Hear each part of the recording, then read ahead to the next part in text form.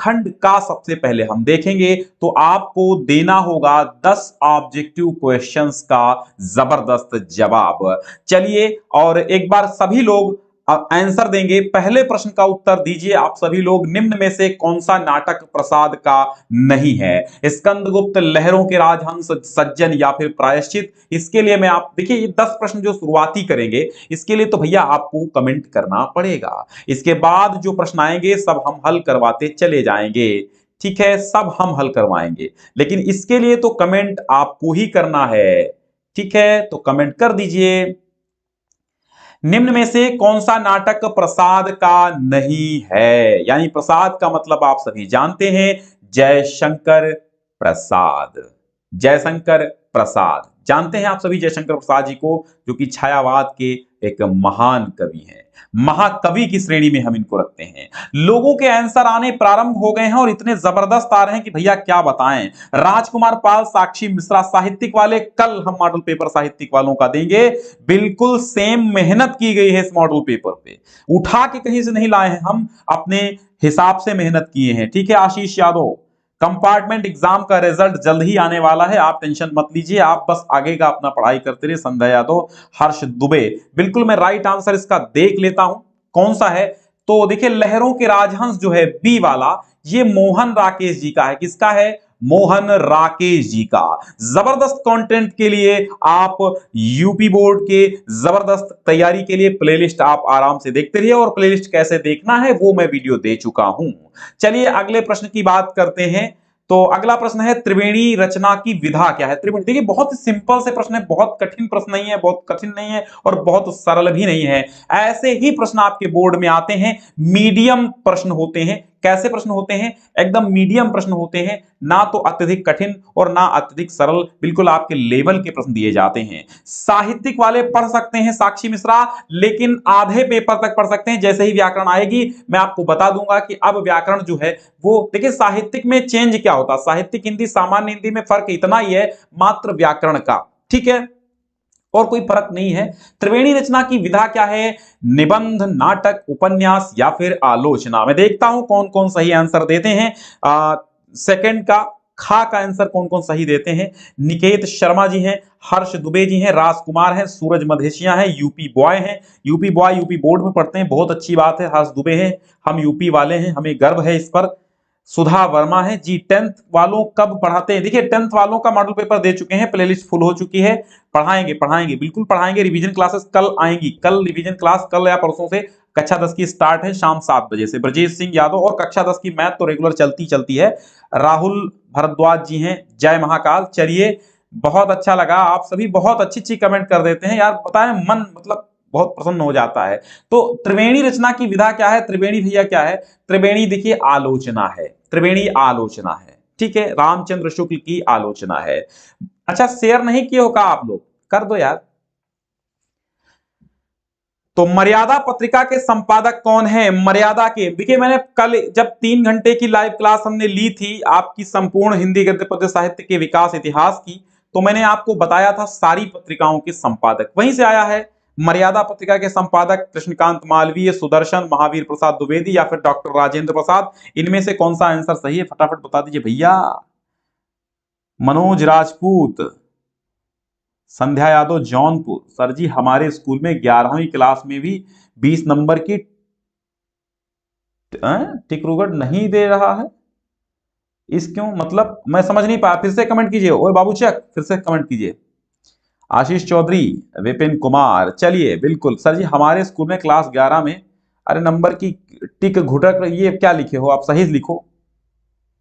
हाँ हर श्रीवास्तव, ब्रजेश सिंह, बिल्कुल बिल्कुल बिल्कुल सही सही सही आंसर। देखिए सही आंसर आपका क्या है? सही आंसर है कृष्णकांत मालवीय।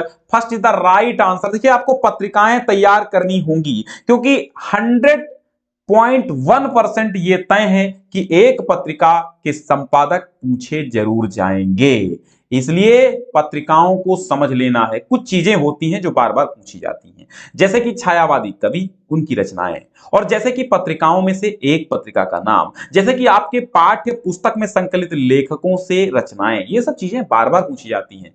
फिर आप चैट करोगे कि सर मैं इंपॉर्टेंट क्या पढ़ लूं, यही तो इंपॉर्टेंट चीजें हैं। छायावाद के 4 कवि जो हैं प्रसाद पंत, निराला, महादेवी, इनको कभी मत भूलिएगा। इनको भूल गए तो पूरी हिंदी भूल गए, समझ लो कुछ नहीं आता आपको। वह पत्रिका जो घा क्या कह रहा है, वह पत्रिका जो भारतेंदु जी द्वारा संपादित नहीं है। और एक प्रश्न ऐसा आएगा जिसमें नहीं वाला लिखा होगा, ऑप्शन नहीं वाला मतलब एक नहीं वाला शब्द जरूर होगा। चलिए, तो वह पत्रिका जो भारतेंदु जी द्वारा संपादित नहीं है वो है प्रभा। प्रभा किसकी है? प्रभा के संपादक कालूराम जी थे। ठीक है, कौन थे? प्रभा के संपादक कालूराम जी थे। इसकी पीडीएफ पाने के लिए डिस्क्रिप्शन में लिंक मैंने ऑलरेडी दे दिया है, और बस उसको अपडेट करेंगे इस वीडियो के एंड के बाद। ठीक है, जैसे वीडियो बंद करेंगे अपडेट कर देंगे और आप सभी लोग उसको डाउनलोड कर लीजिएगा। कल्पलता एवं कल्पवृक्ष के लेखक कौन है? देखिए, कल्पलता एवं कल्पवृक्ष के लेखक कौन है? यहां पे आपको कंफ्यूजन जरूर होगा, मैं बिल्कुल बता दे रहा हूं। वासुदेव शरण अग्रवाल, हजारी प्रसाद द्विवेदी, महावीर प्रसाद द्विवेदी, कन्हैयालाल मिश्र, प्रभाकर। देखते हो कौन सा आंसर कौन फटाफट आंसर सही देता है।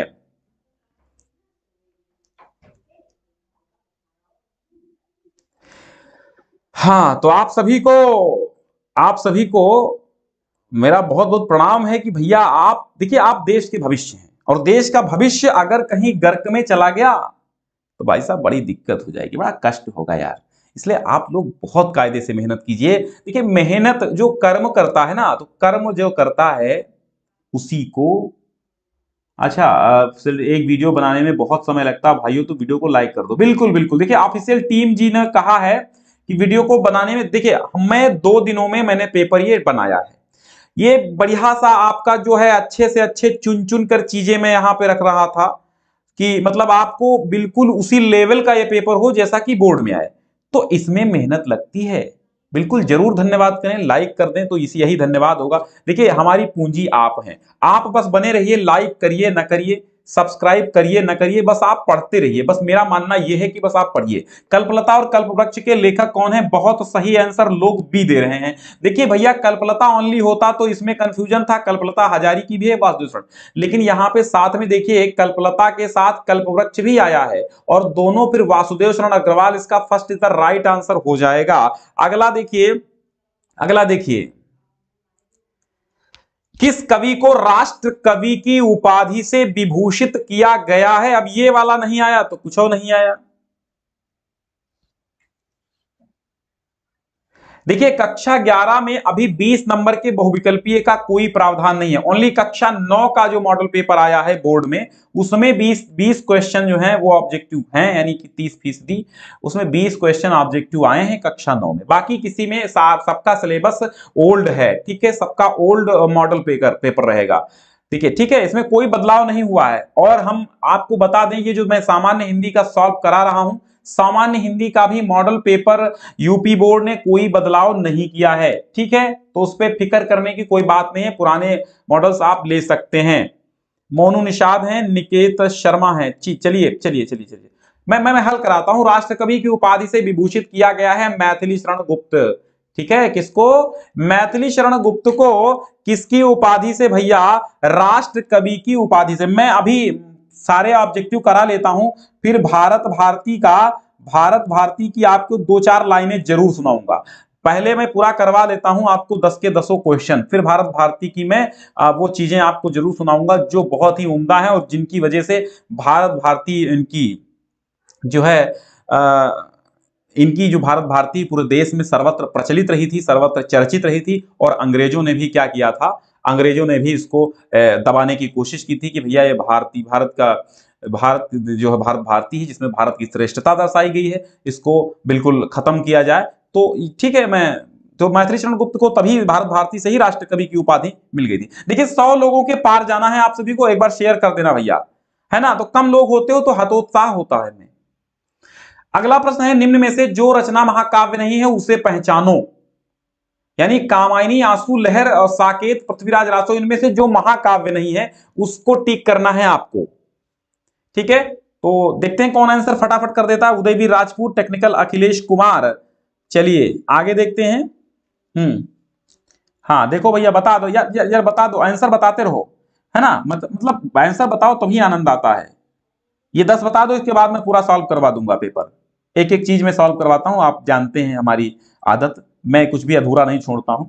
करीना पटेल। इंटर की ग्रामर स्टार्ट, देखिए इंटर की ग्रामर हो चाहे जिसकी ग्रामर हो, मैं 50 बार बता चुका हूं, सारा सिलेबस 2022 के लिए पूरा है, बस रिवीजन होगा, इंटर की ग्रामर का भी रिवीजन होगा, सबका रिवीजन होगा। ओके, प्लेलिस्ट बनी हुई है 2022 की, अगर आप नहीं जानते हैं कहां से हम देखें तो आप हमें चैट कर दीजिएगा, मैं जरूर आपको सब कुछ दे दूंगा। ठीक है, आप पूरी बात अपनी कह दीजिएगा, मैं दे दूंगा। तो भैया देखिए इसमें जो है आंसू, ये सेकंड वाला सही हो जाएगा। ये आंसू जो है ये महाकाव्य नहीं है। निम्न में से वह, देखिए गा वाला देखिए, निम्न में से वह कवि जिसने सरोज स्मृति लिखा, भैया सरोज स्मृति के रचनाकार बता दो। देखिए कक्षा 11 का मॉडल पेपर करा दिया है बाबू चेक, अर्धवार्षिक का करा दिया है, बस वार्षिक का लाने वाले ही हैं। ठीक है, तो उसकी टेंशन मत लो, बस वार्षिक का मॉडल पेपर लाने ही वाले हैं। हाँ, तो निम्न में से वह कवि जिसने सरोज स्मृति लिखा है, निराला पंत प्रसाद महादेवी। तो फर्स्ट आंसर इसका सही हो जाएगा सूर्यकांत त्रिपाठी निराला, जिन्होंने सरोज स्मृति लिखा था। और ये सरोज स्मृति एक शोक गीत है, हिंदी का शोक गीत है सरोज स्मृति। सरोज इनकी पुत्री थी जो कम उम्र में ही, यानी अल्पायु में ही स्वर्गवास उसका हो गया था। तो उसी की याद में, उसी के स्मरण में लिखा था सरोज स्मृति निराला जी ने। बड़े दुख, ठीक है, दुख ही जीवन की कथा रही, क्या कहें आज जो नहीं कही, करने गत कर्मों का अर्पण, कर सकता मैं तेरा तर्पण। ये लिखा है सरोज स्मृति में निराला जी ने कि दुख ही जीवन की कथा रही, पूरे संपूर्ण जीवन ही मेरा दुख। भाई पहले इनके माँ बाप का साया उठ गया, फिर इनकी पत्नी का साया उठ गया, फिर इनकी पुत्री का साया उठ गया, तो दुख ही दुख था इनमें और कुछ नहीं था। साहित्य, देखिए ज्ञानपीठ पुरस्कारों के प्राप्तकर्ताओं का कौन सा युग्म, युग्म है यहाँ पे, कौन सा युग्म असंगत है, और यहां पर भी युग्म ही होगा, मैं सही कर दूंगा, तो जब पेपर आप डाउनलोड करेंगे तो सही मिलेगा। ज्ञानपीठ पुरस्कारों के प्राप्तकर्ताओं का कौन सा युग्म असंगत है। असंगत का मतलब है सही नहीं है, असंगत मीन्स होता है सही नहीं है। तो महादेवी वर्मा को यामा पर ज्ञानपीठ पुरस्कार मिला था, बिल्कुल मिला था। अच्छा, पंत को चिदंबरा पर मिला था, बिल्कुल मिला था। प्रसाद को कामायनी पे मिला था, नहीं मिला था। दिनकर को उर्वशी पे मिला था। तो इसका राइट आंसर आपका हो जाएगा थर्ड। ठीक है, यानी प्रसाद को कामायनी, प्रसाद की रचना कामायनी तो है, लेकिन इस पे ज्ञानपीठ पुरस्कार नहीं मिला था। ठीक, आगे देखिए लास्ट क्वेश्चन, साहित्य अकादमी पुरस्कारों के प्राप्तकर्ताओं का युग्म असंगत है कौन सा। हेम तरंगिणी माखनलाल चतुर्वेदी साहित्य अकादमी पाए थे, बिल्कुल पाए थे। मध्य एशिया के इतिहास राहुल सांस्कृत्यायन बिल्कुल पाए थे। पद्मावत संजीवनी व्याख्या वासुदेव शरण अग्रवाल को मिला था। लोकायतन पर सुमित्रानंद पंत को सोवियत लैंड नेहरू पुरस्कार मिला था, इस पे नहीं मिला था। तो यही आपका फोर्थ आंसर सही हो जाएगा। ठीक है, लोकायतन पे सोवियत लैंड नेहरू पुरस्कार मिला था, साहित्य अकादमी नहीं मिला था। तो अब 10 क्वेश्चन पूरे हो चुके आपके। अब तीसरे नंबर पे तो वो 10 क्वेश्चन 10 अंक के आपके आएंगे। ठीक है, 10 अंक के आपके 10 क्वेश्चन आएंगे। अब हम बात कर लेते हैं, तीसरे नंबर पे आएगा गद्यांश। गद्यांश में ये 5 गुणे 2 क्यों लिखा है, क्योंकि 5 प्रश्न आएंगे 2-2 अंक के, यानी कुल मिला के 10 अंक का एक गद्यांश आपको हल करना होगा।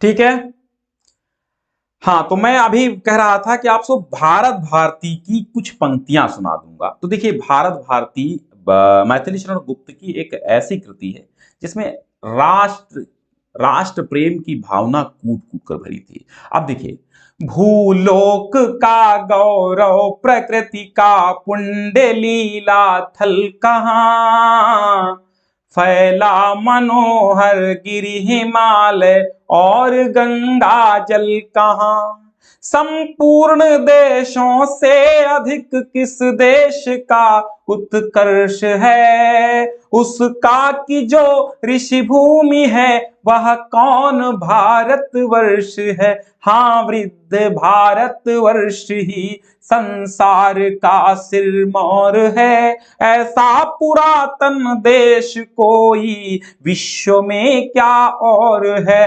भगवान की भवभूतियों का यह प्रथम भंडार है, विधि ने किया नर सकल सृष्टि का पहले यही विस्तार है, पहले यही विस्तार है।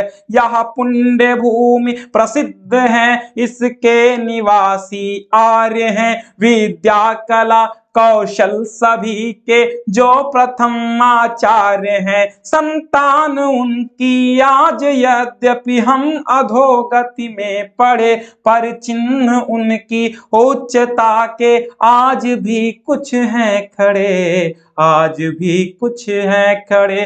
भूलोक का गौरव प्रकृति का पुण्य लीला थल कहाँ, पुण्य लीला थल कहाँ। ये भारत भारती की पंक्तियां थी। तो अब देखिएगा गद्यांश आपका आएगा और पहला मैं एक वीडियो लेकर के आऊंगा और आप मुझे याद दिलाते रहना अगले दिन जब भी मैं लाइव क्लास लूं तो उसमें याद दिलाते रहना। मैं भूलता जाऊं तुम याद दिलाते रहना, है ना, और मैं गुनगुनाऊं तो तुम दोहराते रहना। तो ये याद दिलाते रहना कि भैया हम आज आपसे एक वादा कर रहे हैं ये कि आपको एक वीडियो हमें देना है कि कैसे पहचानेंगे कि कौन सी पुस्तक का, कौन से लेखक का कौन सा गद्यांश आ गया है। ये पहचानने की ट्रिक क्या है, तो उसके लिए मैं वीडियो बनाऊंगा, लेकिन आप सभी लोग कमेंट करते रहेंगे। जब बार बार हमको याद दिलाएंगे, चैट करेंगे, तभी कर पाएंगे। ठीक है। हाँ, देखिए लोग घट रहे हैं, इतनी अच्छी चीजें हम बता रहे हैं, लोग घट रहे हैं, बहुत अच्छी बात है। यही ऐसे लोग होते हैं कि जो गंगा जल में भी प्यासे रहते हैं, समंदर में भी प्यासे रह जाएं तो उनसे मूर्ख और कोई नहीं हो सकता है। संस्कृति के अभ्युदय और विकास के द्वारा ही राष्ट्र की वृद्धि संभव है। राष्ट्र के समग्र रूप में भूमि और जन के साथ साथ जन की संस्कृति का महत्वपूर्ण स्थान है। अब इसमें पहला प्रश्न है, किसके द्वारा राष्ट्र की वृद्धि संभव है? किसके द्वारा राष्ट्र की वृद्धि संभव है? तो ऊपर देखिएगा, संस्कृति के अभ्युदय और विकास के द्वारा ही राष्ट्र की वृद्धि संभव है। हो गया आंसर आपका। दूसरा प्रश्न है, यदि भूमि और जन अपनी संस्कृति से विरहित कर दिए जाएं तो क्या होगा? तो राष्ट्र का लोप होगा। यहां पर लिखा होगा, हाँ, विरहित कर दिए जाएं तो राष्ट्र का क्या हो जाएगा? लोप समझना चाहिए। ठीक है। फिर रेखांकित अंश की व्याख्या, रेखांकित अंश कहां है? यहां है। यदि भूमि और जन अपनी संस्कृति से विरहित कर दिए जाएं तो यहां पे विरहित का अर्थ जो है वो होता है अलग कर दिए जाएं। तब तक पहचान कर कमेंट कर दो ये कहां से लिया गया है गद्यांश, इसके संदर्भ का कमेंट कर दो। साक्षी मिश्रा, है ना, और गौरव श्रीवास्तव जी, आप मुझे लगता नए हैं। पायल मिश्रा और नीरज यादव, है ना, मिस्टर शशांक, ये सब हम, हाँ, शशांक वगैरह तो बहुत अच्छे रोज पढ़ते हैं। कृष्णन सूर्या कभी कभी आते हैं, मुझे सबका याद रहता है कि कौन कौन रेगुलर है। श्वेता सिंह की कमेंट भी बहुत दिनों बाद हमने पढ़ी है। चंचल कुशवाहा, ठीक है, सपना कश्यप, ये तो खैर लगे रहते हैं लोग। ठीक है, क्वीन की आती रहती हैं। हाँ, अग्रवाल जी, बिल्कुल सही बात है। चलो, तो जब यदि भूमि और जन अपनी संस्कृति से विरहित कर दिए जाएं तो राष्ट्र का लोप समझना चाहिए। बिल्कुल इसका आंसर हो जाएगा। और रेखांकित अंश की व्याख्या हमको बतानी थी, तो देखिए, हाँ, तो वासुदेव शरण अग्रवाल जी कहते हैं कि अगर धरती और, मतलब वासुदेव शरण अग्रवाल जी क्या कहते हैं कि राष्ट्र का निर्माण पृथ्वी, जन और जन की संस्कृति से होता है। यदि इन तीनों सब तत्वों के सम्मिलन, इन तीनों तत्वों के सम्मिलन से ही राष्ट्र का निर्माण होता है। अगर इनमें से एक तत्व भी कम कर दिया जाए तो राष्ट्र का लोप हो जाता है। भूमि और जन अपनी संस्कृति से विरहित कर दिए जाएं, यानी धरती और लोग अपनी संस्कृति से अलग कर दिए जाएं तो राष्ट्र भी अलग हो जाएगा, अर्थात राष्ट्र का भी लोप हो जाएगा। क्योंकि जीवन रूपी वृक्ष के पुष्प का नाम ही संस्कृत है। ठीक है, संस्कृति है, सभ्यता है। हो गया रेखांकित अंश। पाठ का नाम, लेखक का नाम आपने जाना, वासुदेव शरण अग्रवाल जी हैं। कौन? वासुदेव शरण अग्रवाल जी हैं। ठीक है, जहां पर भी राष्ट्र की बात आ जाए, जन की बात आ जाए, संस्कृत की बात आ जाए, वो राष्ट्र का स्वरूप से लिया गया है। बिल्कुल लगा दीजिएगा वासुदेव शरण अग्रवाल। अब देखिए दूसरा आएगा अथवा करके, दूसरा आएगा कि भैया ए नहीं तो ये करो, वो नहीं करो तो ये करो, मतलब ये करना है गद्यांश आपका। बिल्कुल 90 प्लस आएंगे यार, काहे टेंशन ले रहे हो? 90 नहीं 95 प्लस आएंगे। यहाँ आप ज्ञान सिंधु पे पढ़ रहे हैं और ज्ञान सिंधु की हिंदी अगर पढ़ लेंगे आप तो 95 जरूर लाएंगे। ये वादा है हमारा, बिल्कुल वादा है। जो वादा किया वो निभाएंगे हम, 95 लेकर हम आएंगे हम, अर्थात हम नहीं आप सब आएंगे, हम तो ला चुके जितने लाने थे। भाषा स्वयं संस्कृति का अटूट अंग। देखिए भाषा शब्द आ गया तो भाषा से याद कर लो, भाषा और आधुनिकता, प्रोफेसर जी सुंदर रेड्डी। भाषा और आधुनिकता कौन? प्रोफेसर जी सुंदर रेड्डी। बिल्कुल सामान्य हिंदी और साहित्यिक हिंदी का नीरज यादव पेपर अलग अलग होता है, सब्जेक्ट मतलब थोड़ा सा इसमें व्याकरण चेंज होती है, बाकी सेम रहता है, पाठ वही रहते हैं लगभग। तो भाषा, अब यहां देखिए रेखांकित अंश की ही हम लोग व्याख्या पहले कर लेते हैं। भाषा स्वयं संस्कृति का एक अटूट अंग है। तो भाषा और आधुनिकता, प्रोफेसर जी सुंदर रेड्डी जी कहते हैं कि भाषा संस्कृति से ही निश्रित है। यदि ये जो भाषा है वो स्वयं संस्कृति का एक अटूट अंग है, अर्थात भाषा स्वयं संस्कृति से निकल कर आई है, संस्कृति से उत्पन्न हुई है, और भाषा एवं संस्कृति का गठजोड़ अटूट है। संस्कृति परंपरा से निकली हुई है, निश्रित माने निकली हुई है, और इसी कारण संस्कृति परिवर्तनशील है और गतिशील है, यह परिवर्तित होती रहती है। उसकी गति विज्ञान की प्रगति के साथ जोड़ी जाती है, क्योंकि संस्कृति की गति विज्ञान की गति के साथ जोड़ी जाती है।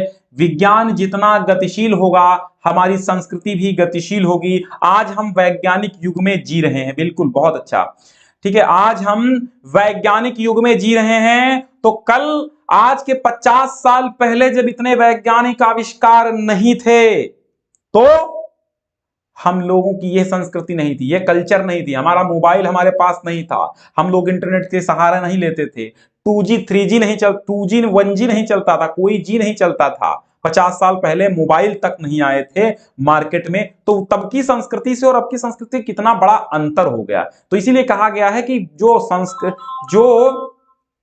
जो भाषा, मतलब ये कहा गया है कि भैया जो विज्ञान की प्रगति के साथ ही भाषा की, वो संस्कृति की प्रगति जोड़ी जाती है, ठीक है, क्योंकि संस्कृति क्या है? गतिशील और परिवर्तनशील है। वैज्ञानिक आविष्कारों के प्रभाव के कारण उद्भूत नई सांस्कृतिक हलचलों को शाब्दिक रूप देने के लिए भाषा का परंपरागत प्रयोग पर्याप्त नहीं है। मतलब यह है कि वैज्ञानिक आविष्कारों के प्रभाव के कारण जो उद्भूत यानी निकली हुई है नई सांस्कृतिक हलचलें हो चुकी हैं। अब नई सांस्कृतिक हलचलों को नया रूप देने के लिए क्या किया जाएगा? जो नया शाब्दिक रूप देने के लिए भाषा के जो परंपरागत अर्थात जो पुराना प्रयोग है भाषा का, वो बिल्कुल भी पर्याप्त नहीं है। हमें भाषा के नवीन, हमें क्या करना है? भाषा के क्या करना है? हमें भाषा के नवीन रूप को गढ़ना होगा। हमें भाषा के नवीन रूप को कहां लाना होगा? प्रयोग में लाना होगा, ठीक है। तो वैज्ञानिक आविष्कारों के प्रभाव के कारण क्या हुआ है कि हमें भाषा को भी परिवर्तित करना पड़ेगा, भाषा में भी तब्दीलियां लानी पड़ेगी। अब देखिए प्रश्न देखिए, भाषा के परंपरागत प्रयोग किसके लिए पर्याप्त नहीं है? भाषा के परंपरागत प्रयोग किसके लिए पर्याप्त नहीं है? वैज्ञानिक आविष्कारों के, देखिए यहां से लिख लीजिएगा, वैज्ञानिक आविष्कारों के, थोड़ा सा हाईलाइट कर देते हैं, वैज्ञानिक आविष्कारों के प्रभाव के कारण उद्भूत नई सांस्कृतिक हलचलों को शाब्दिक रूप देने के लिए भाषा के परंपरागत प्रयोग क्या हैं? पर्याप्त नहीं है। अच्छा, संस्कृति का एक अटूट अंग क्या है? तो देखिए भाई ऊपर मिलेगा आपको, भाषा स्वयं संस्कृति का एक अटूट अंग है। यहां देखिए ये आंसर आपको मिल जाएगा। किसकी गति विज्ञान की प्रगति के साथ जोड़ी जाती है? संस्कृति की गति, ठीक है, किसकी? संस्कृति की गति विज्ञान की प्रगति के साथ जोड़ी जाती है। रेखांकित अंश की व्याख्या पहले ही करवा चुके हैं, पाठ का नाम पहले बता चुके हैं, कौन? प्रोफेसर जी सुंदर रेड्डी, और भाषा और आधुनिकता। आगे चलते हैं और आगे आपका आएगा, क्या आएगा? आगे आपको पद्यांश दिए होंगे और पद्यांश पर आधारित 5 प्रश्नों के उत्तर देने होंगे, और जैसे ही आप 5 प्रश्नों के उत्तर देंगे आप केबीसी के विनर हो जाएंगे, अर्थात आप अपने पेपर के विनर हो जाएंगे, ठीक है। अब देखिएगा, है बहुत बरसी धरित्री पर अमृत की धार, पर नहीं अब तक सुशीतल हो सका संसार, भोग लिप्सा आज भी लहरा रही उद्दाम, बह रही असहाय नर की भावना निष्काम। अब देखिएगा, देखिए मैं आपको बता दूं, अगर आप देखिए कम से कम मैं 20 पेपर करवा दूंगा आपके एग्जाम तक, 20 मॉडल पेपर लाऊंगा, मतलब 20 मॉडल पेपर में पूरा आपका पूरा बोर्ड में फंस जाएगा। इसलिए आप पेपर हमेशा मॉडल पेपर प्रैक्टिस सेट हमेशा हमेशा सॉल्व करते रहिए, हमेशा हमसे रिवीजन क्लासेस लेते रहिएगा। तो यहां पे आप समझ गए होंगे कुरुक्षेत्र से लिया गया है, और कुरुक्षेत्र से क्या लिया गया है आप जानते हैं। कुरुक्षेत्र किसकी कृति है? रामधारी सिंह दिनकर। अभिनव मनुष्य लिया गया है, क्या लिया गया है? अभिनव मनुष्य। अभिनव मनुष्य से लिया गया है, और अभिनव मनुष्य के राइटर कौन है? अभिनव मनुष्य के जो रचयिता हैं, जिन्होंने कंपोज्ड बाय रामधारी सिंह दिनकर। रामधारी सिंह दिनकर ने इनको रचा है। बहुत ही रामधारी सिंह दिनकर जितना मुझे प्रिय है, उतना कोई कवि शायद ही हुआ हो न, मतलब वीर रस के कवियों की बात करते हैं, इनका रस ओज, इनका ओज इतना मधुर है, बहुत बहुत ही मधुर ओज इन्होंने लिखा, बहुत अच्छा लगा। हालांकि मेरे प्रिय कवि सभी रहे हैं, लेकिन जिनकी कविताएं सरलता से याद हो जाएं वह कवि बहुत ही अच्छा माना जाता है, क्योंकि जिनकी क्लिष्ट कविताएं हैं बहुत कम याद होती हैं, और उनके अर्थ भी हम लोगों को असहज हो जाते हैं, हम उनके प्रति सहजता से हमें उनके अर्थ याद नहीं होते हैं। ठीक है अच्छे बच्चे, हाँ। तो यहां पर रामधारी सिंह दिनकर क्या कहते हैं कि है बहुत बरसी धरित्री पर। धरित्री का अर्थ बताइए, धरती होता है, तो कहते है बहुत बरसी धरित्री पर अमृत की धार। अब यहां पे अमृत क्या है? उन्होंने कहा, रामधारी सिंह दिनकर कहते हैं कि धरती पर तमाम संत महात्माओं, बुद्ध, ईसा, गांधी आदि तमाम महापुरुषों की, महान संतों की अमृत रूपी वाणी की, सत्संग की, अमृत की वर्षा इस धरती पर बहुत हुई है, परंतु अब तक सुशीतल का अर्थ होता, सुशीतल का अर्थ होता है बहुत ही कायदे से ठंडा होना। सुशीतल माने अच्छे से शीतल नहीं हो पाया है, अच्छे से ठंडा यह संसार नहीं हो पा रहा है, क्योंकि भोग लिप्सा, लिप्सा माने होता है लालच, लोभ। भोग और लालच में, लालच और भोग आज भी उद्दाम माने ऊंचे, बहुत ही उद्दाम माने तीव्र गति से, भोग और लिप्सा, भोग और लालच जो है तीव्र गति से लहरा रहे हैं, बहुत ही उच्च गति से लहरा रहे हैं। उद्दाम अर्थात ऊपर उठ करके ऊंची ऊंची लहरों के साथ लहर रहे हैं। बह रही असहाय नर की भावना निष्काम, निष्काम अर्थात कामना रहित होकर के जो असहाय नर, असहाय मनुष्य की भावनाएं बहती चली जा रही हैं उसी में, और इतनी अमृत रूपी वर्षा हुई है, इतने तमाम संत महात्माओं महापुरुषों के अमृत रूपी मधुर, अमृत की अमृत रूपी मधुर सत्संग की वर्षा हुई है, परंतु इस संसार में शीतलता, अभी तक ठंडा यह संसार नहीं हो पाया है, बस भोग लिप्सा इस संसार को खाए जा रही है। धरती पर किसकी वर्षा हुई है? बुद्ध, राम, रहीम, ईसा आदि के अमृत रूपी वचनों की। कौन सी चीज आज भी उन्नत होकर के, उद्दाम मतलब उन्नत होकर के, ऊंची होकर के, तो भोग और लिप्सा। देखिए मीनिंग अलग अलग हो सकते हैं, ठीक है, पुस्तकों में मीनिंग अलग अलग हो सकते हैं हर प्रकाशन की। तो उद्दाम का अर्थ होता है उन्नत या ऊंचा, ठीक है, ऊंची उठ करके।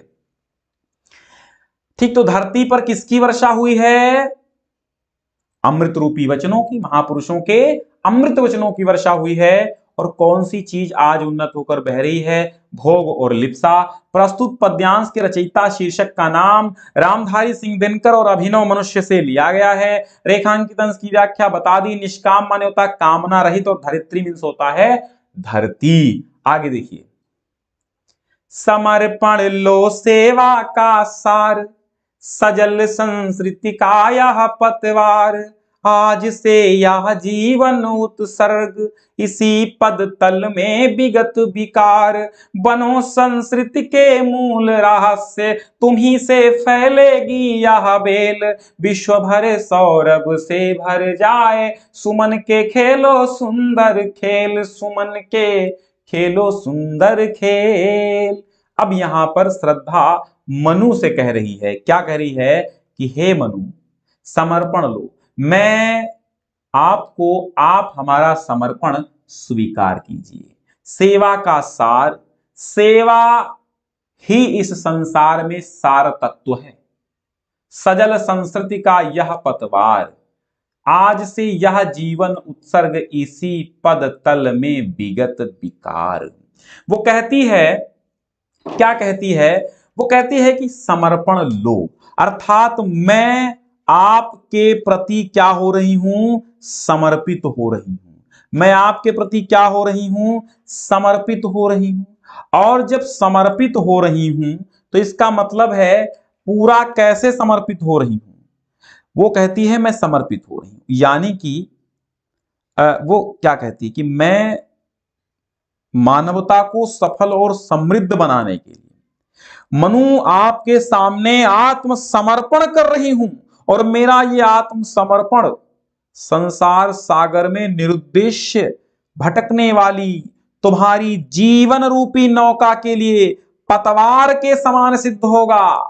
क्योंकि सजल संस्कृति, सजल माने जलयुक्त, संस्कृति माने संसार का यह पतवार, अर्थात जलमग्न संसार का यह पतवार, संसार सागर में निरुद्देश्य भटकने वाला तुम्हारा जीवन रूपी ये पतवार माने नौका क्या है? आज से यह जीवन उत्सर्ग, आज से हमारा जीवन आपके प्रति उत्सर्ग माने अर्थात न्योछावर है। इसी पदतल में आपके ही चरण कमलों में विगत विकार माने विकार रहित होकर के मैं अपना जीवन समर्पित करती हूं, क्योंकि तुम सजल संस्कृति अर्थात इस जलयुक्त संसार में आपके जीवन रूपी पतवार का भटकती हुई पतवार को सहारा देना है मुझको। और बनो संस्कृति के मूल रहस्य, वो कहती है इस बनो संस्कृति के मूल रहस्य अर्थात इस संसार के मौलिक रहस्य बन जाओ। तुम्हारे चरणों में मैं अपना सब कुछ न्यौछावर करती हूं, और तुम इस संसार के एक मौलिक रहस्य बनो। बनो संस्कृति के मूल रहस्य, संस्कृति मतलब संसार के तुम मौलिक रहस्य बन जाओ, और तुम ही से यह जो बेल है, ये मानवता रूपी बेल, कैसी बेल? मानवता रूपी बेल फैलेगी, और विश्व भर ये संपूर्ण संसार सौरभ माने होता सुगंधी से भर जाए। ऐसे सुमन अर्थात ऐसे पुष्पों के सुगंधित सुंदर खेल हमारे साथ खेलो कि ये संपूर्ण संसार काहे से? मानवता रूपी सुगंधी से भर जाए। वाह, क्या वर्णन है, और क्या गजब की उसका गजब का न्यौछावरपन है। अर्थात प्रेम ऐसा होना चाहिए जिसमें ओनली समर्पण हो, प्रेम समर्पण हो, आप भी प्रेम में समर्पित हो और सामने वाला भी प्रेम में समर्पित हो। इसी को मोहब्बत कहते हैं, इसी को प्रेम कहते हैं, इसी को लव कहते हैं। लव इज ब्लाइंड नहीं, लव अंधा नहीं होता है। अंधे तो लोग होते हैं जो अपनी मात्र अपने मोह माया के लिए, मात्र अपनी अपनी अपनी शौक के लिए प्रेम करते हैं। ऐसे प्रेम को मैं लानत भेजता हूं। आपने कक्षा 12 में एक, मैं अब तो हट गई है खैर, ट्रू ब्यूटी एक चैप्टर था कक्षा 12 में पोएट्री में, तो उसमें लिखा था Who loves rosy cheeks and coral lips admires। एक वह जो अपनी प्रेमिका के चिकने गालों को क्या करता है? जो अपने गुलाबी गालों को प्रेम करता है, गुलाबी होठों को प्रेम करता है, मूंगे जैसी होठों की प्रशंसा करता है। ऐसे व्यक्ति का प्रेम उस समय नष्ट हो जाता है जब वो जीवन के अंतिम पड़ाव पर होता है। लेकिन प्रेम ऐसा नहीं होना चाहिए। प्रेम जीवन के अंत तक बना रहना चाहिए बराबर, उसी को सच्चा प्रेम कहते हैं। सच्चा प्रेम वही है जिसकी तृतीयात्म बलि पर हो निर्भर। त्याग विना निष्प्राण प्रेम है, करो प्रेम पर प्राण न्यौछावर। लेकिन प्रेम पर काहे के? देश प्रेम वह पुण्य क्षेत्र है, अमल असीम त्याग से विलसित। तो देश प्रेम ऐसा है ना, तो आप किसी प्रेम को कौन सा प्रेम आप करते हैं ये आप पर डिपेंड करता है। लेकिन प्रेम में आप समर्पण कितने हैं ये भी आप देखिए। प्रेम में समर्पित होंगे आप, तन समर्पित, मन समर्पित, और यह जीवन समर्पित। चाहता हूं देश की धरती तुझे कुछ और भी दूं। तो समर्पण होना चाहिए कैसा? जैसा श्रद्धा का मनु के प्रति था, ये समर्पण ठीक है। ठीक है, तो देखिए समर्पण लो सेवा का सार समझा दिया। तो पद्यांश के शीर्षक और कवि का नाम जयशंकर प्रसाद, श्रद्धा मनु, रेखांकित अंश की व्याख्या हमने बताई। एक ही करना होगा पेपर में, ये ध्यान दीजिए, प्रैक्टिस सेट करते समय ध्यान दीजिएगा, जो बता रहे हैं हम मात्र एक गद्यांश को आपको करना है, एक पद्यांश को करना है, ठीक है। श्रद्धा किसकी जीवन संगिनी बनकर सेवा करना चाहती? भाई साहब मनु की। क्या बात है, मनु की सेवा करना चाहती है। विश्व भर सौरभ से भर जाए पंक्ति का आशय क्या है? इस पंक्ति का आशय है कि संपूर्ण संसार मानवता रूपी सुगंधि से परिपूर्ण हो जाए, अर्थात मनुष्यता विकसित हो। सजल संस्कृति का यह पतवार पंक्ति में कौन सा अलंकार है? तो भैया सजल संस्कृति सा सा की आवृत्ति होने से, सा और सा की आवृत्ति होने से कौन सा अलंकार हो गया? अनुप्रास हो गया। पहला अलंकार समझ में आया? पहला कौन हो गया? अनुप्रास हो गया, क्योंकि सजल संस्कृति का यह पतवार, और सजल है संस्कृति है, तो जलयुक्त संस्कृति अर्थात संसार। तो सजल संस्कृति का यह पतवार, इसमें कौन सा है? अनुप्रास अलंकार है, ठीक है।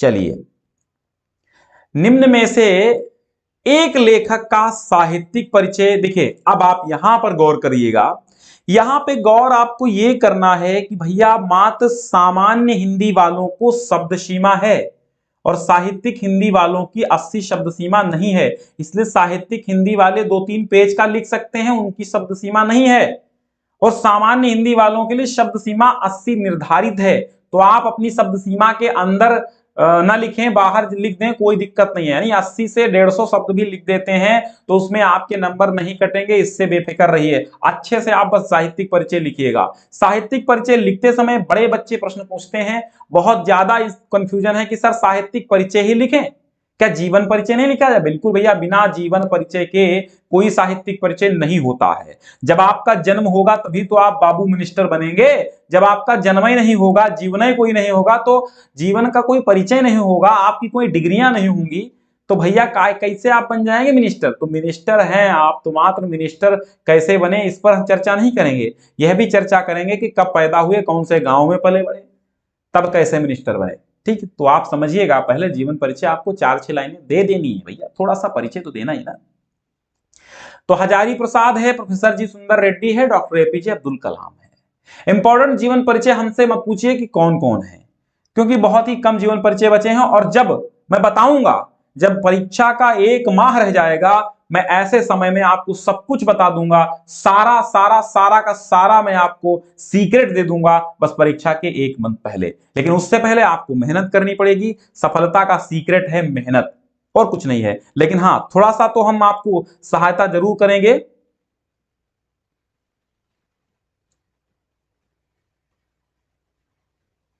चलिए, तो हो गया ना। तो साहित्यिक परिचय 5 अंक। देखिए अब यहां पे आपको एक चीज लिखी दिखाई देती है, 3 और 2, ये क्या है? अब आप पूछिए, यहां पे 3 अंक का आपका साहित्यिक परिचय है और 2 अंक की रचनाएं हैं। यहां पे देखिए प्रमुख रचनाओं का उल्लेख कीजिए, यह भी आएगा, ठीक है। चलो, फिर निम्न में से किसी एक का कवि का साहित्यिक परिचय आपको देना है और उनसे उनकी प्रमुख कृतियों को। तो आप कवि का भी सेम वैसा ही कंडीशन है, मैथिली शरण गुप्त प्रसाद और रामधारी सिंह दिनकर।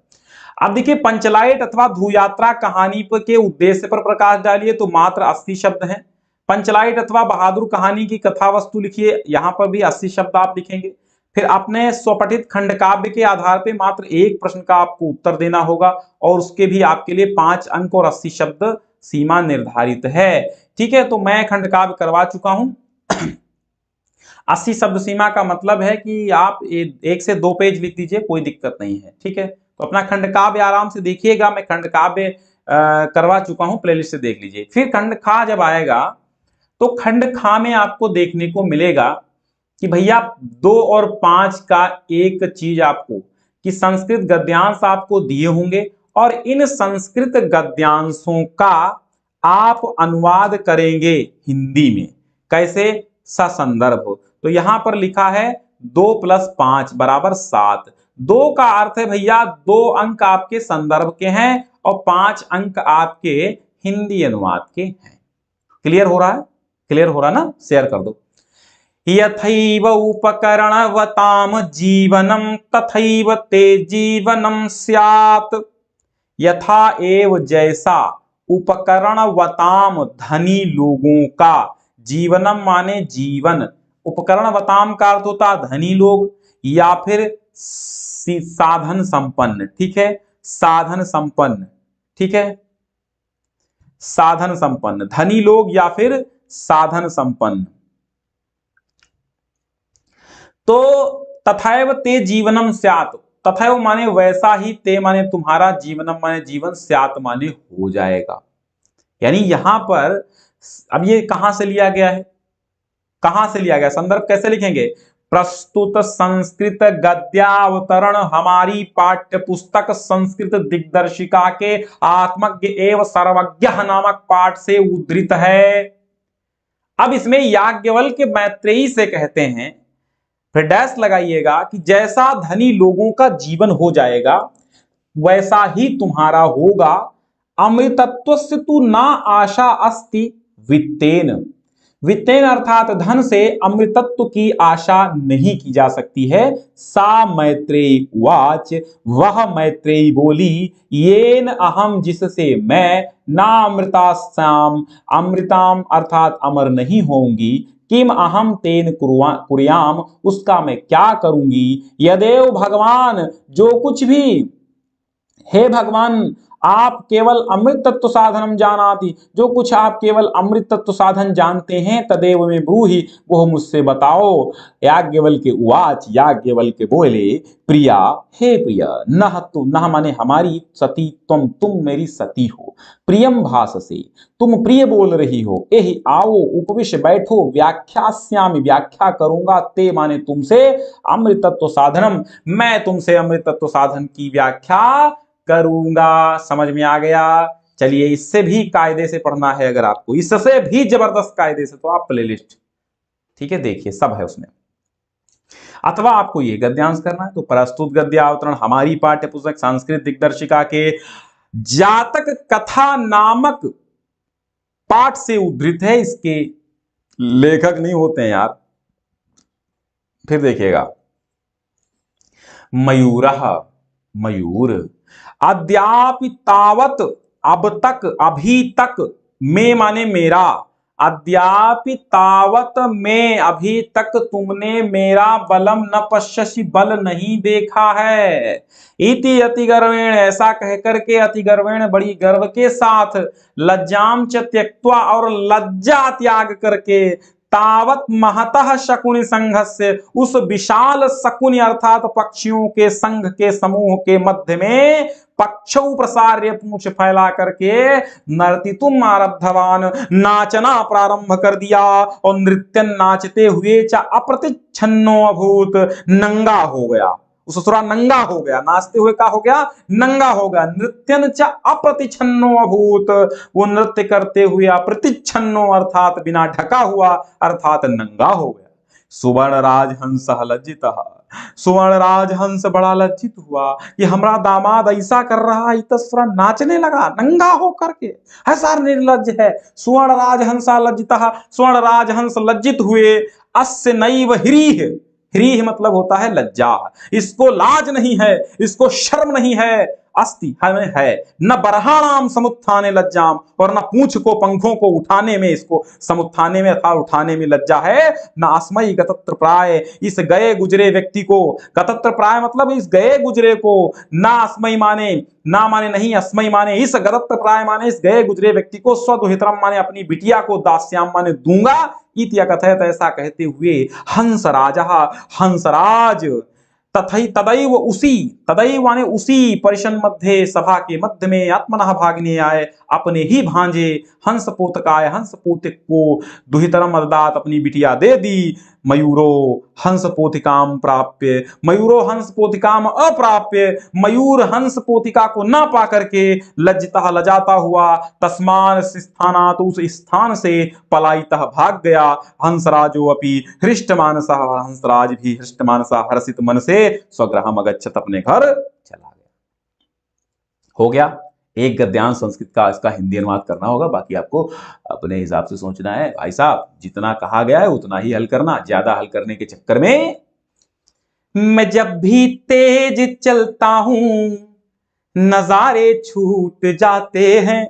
भैया ये कुमार विश्वास कहते हैं कि जब भी तेज चलता हूं नजारे छूट जाते हैं, कोई जब रूप गढ़ता हूं तो सांचे टूट जाते हैं। मैं जब रोता हूं आकर लोग कंधा थप थपाते हैं, मैं जब रोता हूं आकर लोग कंधा थप थपाते हैं, जब मैं हंसता हूं अक्सर लोग मुझसे रूठ जाते हैं, जो मैं हंसता हूं अक्सर लोग मुझसे रूठ जाते हैं।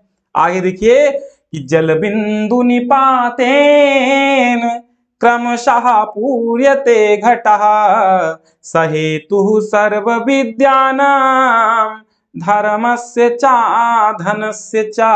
श्लोक आएंगे और एक का हिंदी अनुवाद करना होगा संदर्भ सहित, 527 यहां पर भी है। तो आप पहला करिए चाहे दूसरा करिए। क्या करेंगे कि जल बिंदु जल की बूंदों के, निपातेन मीन्स गिरने से, क्रमशः पूर्यते घटः घड़ा भर जाता है, क्रम से अर्थात बारी बारी से बूंद बूंद गिरने से घड़ा भर जाता है। सह हेतु वही हेतु, सर्व विद्यानाम सभी विद्याओं में, धर्म का और धनस्य चा और धन का है। धीरे धीरे करके सभी विद्याएं अर्जित की जाती हैं, धीरे धीरे करके धर्म अर्जन किया जाता है और धीरे धीरे करके हम धन का अर्जन करते हैं। जैसे सामान्य हिंदी भैया साइंस साइड वाले अर्थात विज्ञान वर्ग वाले, कॉमर्स वाले, एजी वाले, ये सब एजी ओजी वाले सब सामान्य पढ़ते हैं और मात्र कला वर्ग वाले साहित्यिक हिंदी पढ़ते हैं। बिल्कुल सुभाषितानी से है, बहुत अच्छा पहचान है। बिल्कुल मनोज कुमार बहुत बढ़िया पहचाने हो, हारून शाह जी हैं, विकास कुमार जिमिल,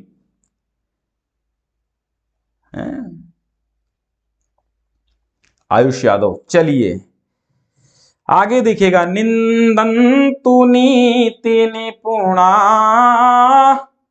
यदि वा स्तुवन्तु लक्ष्मी समाविशतु गच्छतु वा यथेष्टम्, अद्यैव मरणम् अस्तु युगान्तरे वा न्यायात् पथः पदं प्रविचलन्ति न धीराः। अब देखिएगा कि निंदन्तु, ये भी सुभाषितानी का है, निंदन्तु नीति निपुणाः, नीति से निपुण लोग चाहे निंदा करें, यदि वा स्तुवन्तु अथवा प्रशंसा करें, चाहे निंदा करें अथवा प्रशंसा करें, लक्ष्मी है समाविशतु लक्ष्मी आए, गच्छतु वा यथेष्टम अथवा इच्छा अनुसार चली जाए, अद्यैव वा मरणमस्तु आज ही मरण हो, अथवा युगांतरे वा अथवा युगों के पश्चात हो, न्यायात पथा न्याय के पथ से, प्रविचलन्ति पदम न धीराः धीर पुरुष न्याय के पथ से अपना पद नहीं हटाते। अब देखिए, अब आपकी व्याकरण शुरू हुई है, यहां से सामान्य हिंदी की व्याकरण अलग हो जाती है। बाकी अब तक तो आप सभी के लिए साहित्यिक सामान्य का सेम था, लेकिन अब ये चलती है सामान्य हिंदी का पेपर है, तो अब ये व्याकरण चेंज हुई। निम्न मुहावरों और लोकोक्तियों में से किसी एक का अर्थ लिखकर वाक्य में प्रयोग करना है। नाक का बाल होना, बहुतय प्रिय होना। जयप्रकाश आजकल मास्टर साहब की नाक का बाल बना हुआ है। अब घोड़े बेचकर सोना, निश्चिंत होकर सोना। शिवाजी जब कक्षा में फर्स्ट आया तो वो उस रात नहीं पढ़ा, घोड़े बेचकर सो रहा था।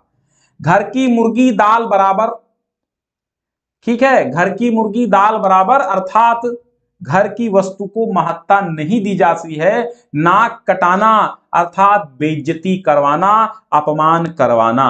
ठीक है, आगे देखिएगा, अब संधि विच्छेद करिएगा। 3 अंक का संधि विच्छेद आपका आता है। स्वच्छ का सही संधि विच्छेद क्या होगा? सुअच्छ, सुअच्छ, या फिर देखिए ऑप्शन आपके सामने है कि स्वच्छ का संधि विच्छेद सही वाला क्या होगा। चलो अब बताओ, स्वच्छ का संधि विच्छेद सही वाला क्या होगा? सुअच्छ या फिर सुअच्छ या फिर सुअच्छ या फिर सुअच्छ।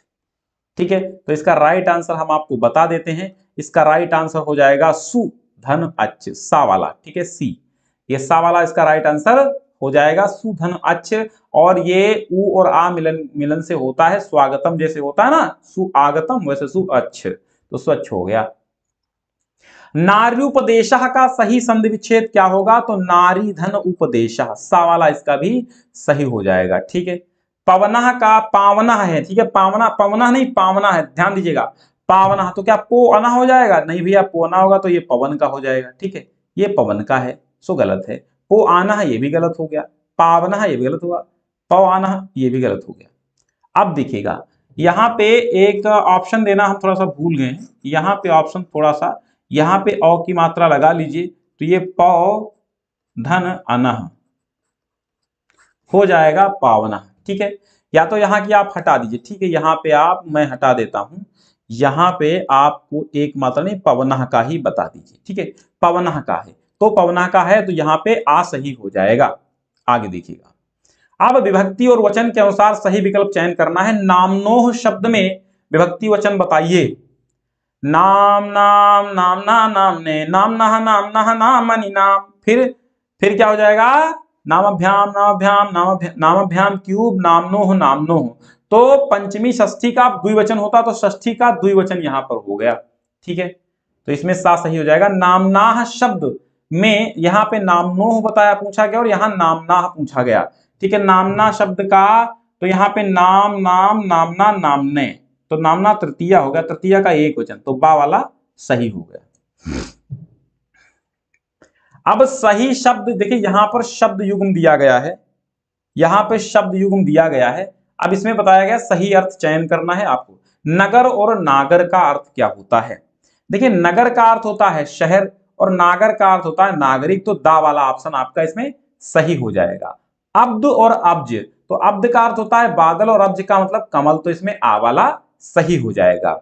निम्न में से एक शब्द के दो अर्थ लिखने हैं, तो कपीश का अर्थ एक होता है सुग्रीव, ठीक है, एक अर्थ होता है सुग्रीव और हनुमान भी कह लेते हैं, हनुमान भी कहा जाता है, और ये भी हनुमान ना कहो तो कपि माने होता है वानर, तो इसको वानर राज कह सकते हो, वानर राज। ठीक है, दोनों। पानी का मतलब होता है चमक और पानी का अर्थ होता है जल, दो अर्थ इसके लिख लो। उरग का अर्थ होता है उरग, उरग का अर्थ होता है छाती के बल पर चलने वाला। ठीक है, और उरग मतलब सांप। अच्छा, उस जानवर को आप उरग कह सकते हो, उर माने हृदय, गा माने जाने वाला, हृदय के मतलब अपने पेट के बल चलने वाला, छाती रगड़कर चलने वाला, तो वो सांप होता है, और सांप के अलावा जो भी छाती रगड़ के चलता है उसको आप उरग कह सकते हैं। फिर देखिएगा वाक्यांश के लिए एक शब्द चलिए, आकाश को छूती हुई ऊंची इमारत को क्या कहेंगे, छूती हुई तो गगनचुंबी, अगर जाती हुई तो आकाशगामी।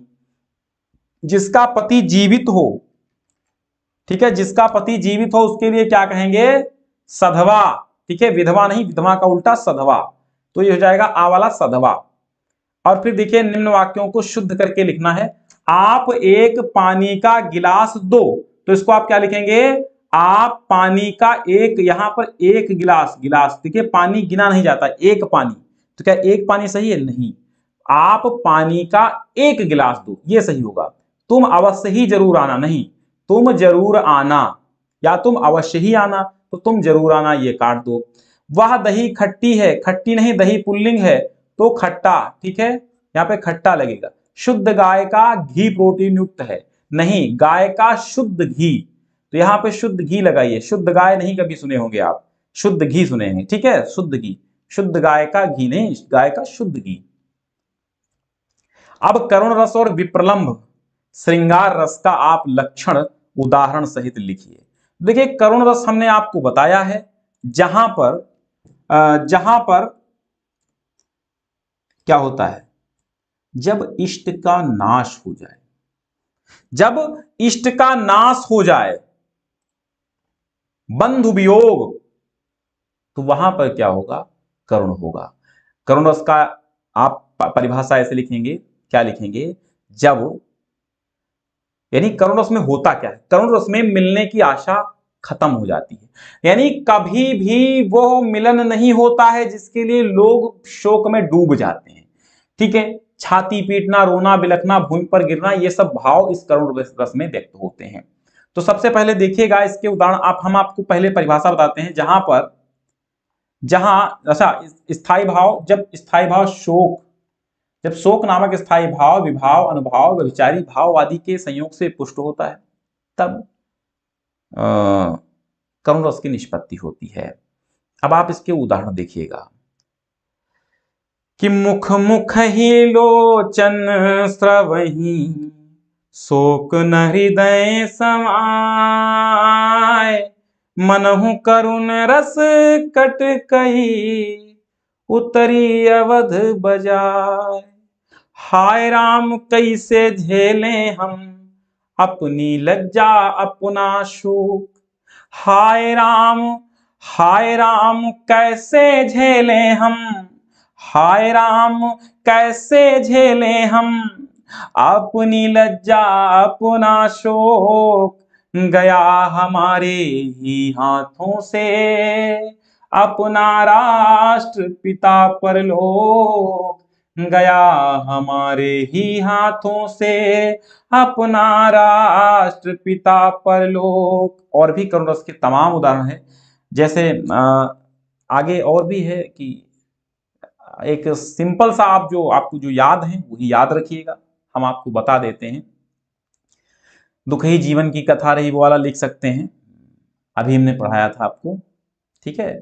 और एक लिख सकते हैं, सीता गई तुम भी चले, मैं भी न जीऊंगा यहाँ, सीता गई तुम भी चले, मैं भी न जीऊंगा यहाँ, सुग्रीव बोले साथ में सब जाएंगे वानर वहां, सुग्रीव बोले साथ में सब जाएंगे वानर वहां।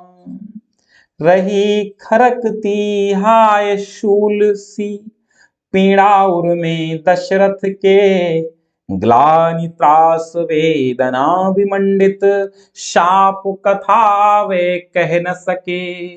बाकी अभी तो मुकुट बंधा था माथ और मणि खोए भुजंग सी जन्नी वाले भी उदाहरण आप लिख सकते हैं, डोंट वरी। फिर देखिएगा विप्रलंब श्रृंगार अर्थात वियोग श्रृंगार का आप लक्षण उदाहरण लिखिए, वही श्रृंगार रस है। और वो इसमें लिख देना, कौन सा उदाहरण लिखना कि हे खग मृग हे मधुकर श्रेणी, तुम देखी सीता मृग नैनी। या फिर लिख देना बैठी खिन्नायक दिवस वह गेह में थी अकेली, आके आंसू दृग युगल में थे धरा को भिगोते। ये भी लिख सकते हैं क्योंकि यहां पर भी वियोग है।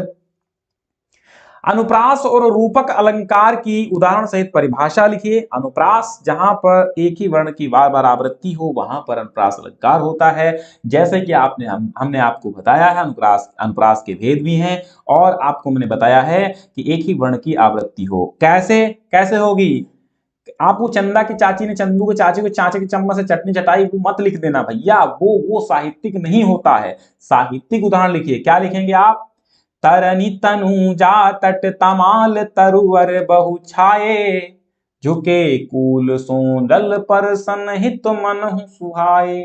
या ऐसे लिखिए कारी कूर कोकिला कहाँ को बैर काढ़ती। या फिर वो लिखिएगा, क्या लिखेंगे? बालधी विशाल विकराल ज्वाल जाल मानो। बाबा की आवृत्ति हुई, बालधी विशाल विकराल ज्वाल जाल मानो, लंक लीलिबे को काल रस ना पसाई है। या फिर वो लिख देना कैल फैल खैल बैल खलक में गैल गैल गजन की ठैल पैल सैल वो सलत हैं।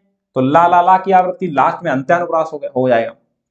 रूपक बार बार बताए हैं, कुंडलिया छंद भी बताए हैं। अच्छा, कुंडलिया बताएं, रोला बताएं, सब बता चुके हैं, लेकिन हम फिलहाल बता देंगे, आप टेंशन मत लीजिएगा।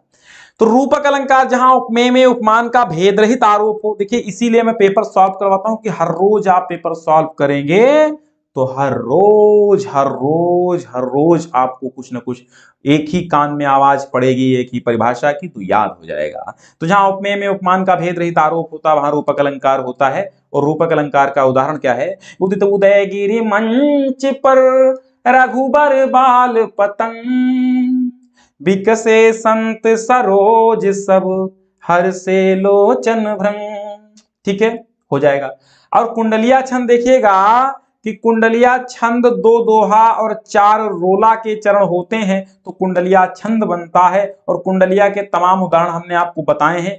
छंद का लक्षण तो याद कर लेंगे, 6 चरण होते हैं, है ना, 6 चरण होते हैं। क्या कैसे होते हैं, कुंडली लिखेगा, साईं बैर न कीजिए गुरु पंडित कबियार, बेटा बनता पौरिया यज्ञ करावन हार, यज्ञ करावन हार राजमंत्री जो होई, विप्र पड़ोसी वैद्य आपको तपय रसोई, गाह गिरधर कबीराय, कहा गिरधर कबीराय जुगन सो यह चली आई, इन तेरह को तरह दिए बनिया वे साईं। हो गई कुंडलियां। जिस शब्द से प्रारंभ होता उसी से अंत होता। प्रत्येक चरण में 24 मात्राएं होती हैं। प्रथम 2 चरण दोहा के, और 4 चरण अंतिम जो होते हैं वो रोला के होते हैं। प्रथम दोहे का अंतिम चरण रोला का प्रथम चरण बन जाता है, ये भी आप जानते हैं। और रोला देखिएगा, रोला में 4 चरण होते हैं, प्रत्येक चरण में 24 मात्राएं होती, 13 पेयति होती है। जैसे रोला, कैसे, क्या लिखेंगे, वो वाला लिख दीजिएगा, पैतकिता की लोथ त्रिपथ गा के तटलावत, 9 2 11 हो तो 3 5 ही बिशरावत। ठीक है, वो भी लिख। देखिए भैया, धनुष भंग पढ़ा चुके हैं स्टडी जी, हाँ GR जी, हाँ धनुष भंग पढ़ा चुके हैं। फिर देखिए, विद्युत विभाग में लिपिक के पद पर नियुक्ति हेतु एक पदाधिकारी को पत्र लिखिएगा, जिसमें समस्या बताइएगा कि भैया समस्या कुछ नहीं है, बस आपको नियुक्ति करवानी है अपनी, कि भैया हमको लिपिक के पद पर आवेदन करना है। फिर विद्युत आपूर्ति में बाधा होने के कारण संबंधित अधिकारी को एक शिकायती पत्र लिखना है। सारे पत्र हम करवा चुके हैं, कैसे लिखना है वो बता चुके हैं, फिर से करवा देंगे। ठीक है, निम्न विषयों में से किसी एक पर अपनी भाषा शैली में निबंध लिखना है। बस हो गया। वायु प्रदूषण का कारण और निवारण, कि वायु प्रदूषण कैसे फैल रहा है, वायु प्रदूषण के कारण क्या हैं, वायु प्रदूषण के कारण बताइए। वायु में बढ़ती हुई कार्बन डाइऑक्साइड इसका कारण है। जब वायु